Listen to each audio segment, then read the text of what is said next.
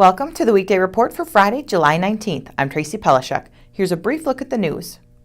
A house explosion rocked 60th Street late Thursday afternoon. Janine Anderson filed this report from the scene. We're standing outside 1500 60th Street, where earlier today an explosion shook the neighborhood. The bricks were thrown off most of the house, and windows were blown out as well. No one appears to have been injured in the blast.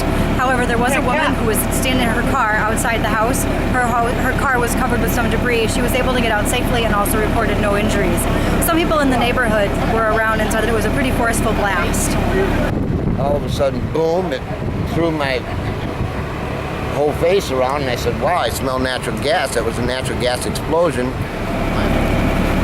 For the Kenosha News, this is Janine Anderson reporting. The cause of the blast remained under investigation today. And a sack of clothes, free and easy down the road I go. The heat wave bombarding southeastern Wisconsin baked the opening day of Country Thunder in Randall Thursday. Medics on the festival grounds treated several patients for heat-related issues, but the weather didn't stop thousands from rocking to the night's main acts, Justin Moore and Dierks Bentley. The festivities continue through the weekend with Keith Urban headlining tonight.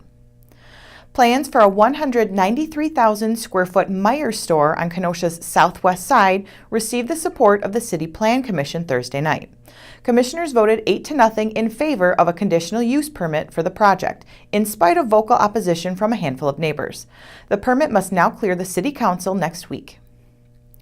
Gateway Technical College on Thursday opened 6 remodeled and refurbished energy systems training labs on the Kenosha campus. The lab update, which took about 4 years, aims to help meet a growing demand for energy technicians. The labs offer subjects such as sustainable energy, refrigeration, renewable energy, and geo-exchange. Officials said businesses donated more than $100,000 in equipment for the classrooms. This week's Fix-It feature looked into a slippery problem at the city spray park near Southport Marina. A few parents have complained that the park, which was rebuilt last year, gets too slippery when wet. City engineer Shelley Billingsley said her staff has received complaints and has already applied an anti-slip sealer to the pavement. Though that's improved footing, Billingsley urges users to follow the rules about no running and to consider wearing water shoes. Golf is being promoted as a positive choice for potentially at-risk youths.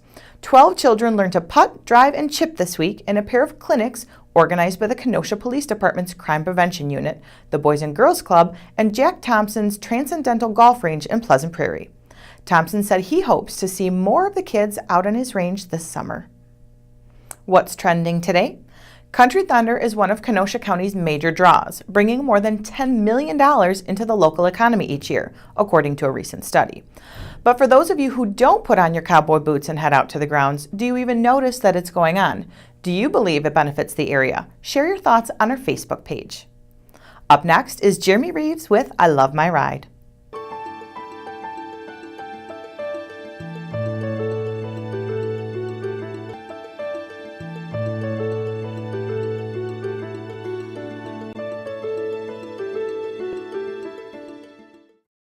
Hi, I'm Jeremy Reeves, and this week's I Love My Ride features Kenosha resident Jace Junkerman.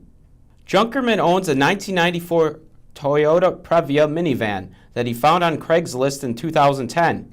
He went down to Chicago and bought it for $2,500 and has since made about $10,000 in improvements to it. They include a new air conditioning system, suspension, Viper security system, dashboard navigation, audio system, Bluetooth radar detector, and stainless steel moon hubcaps.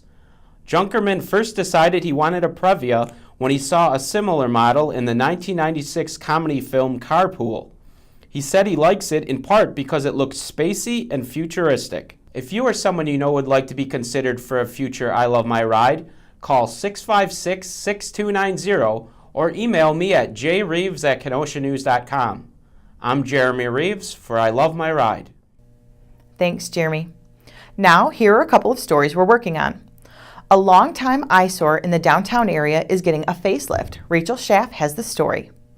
And Ian Thibodeau will be out at Country Thunder all weekend. Watch for his coverage in the newspaper and online. Pick up a copy of the Kenosha News and check kenoshanews.com for all the details on these stories and more. I'm Tracy Pelishek with the Weekday Report.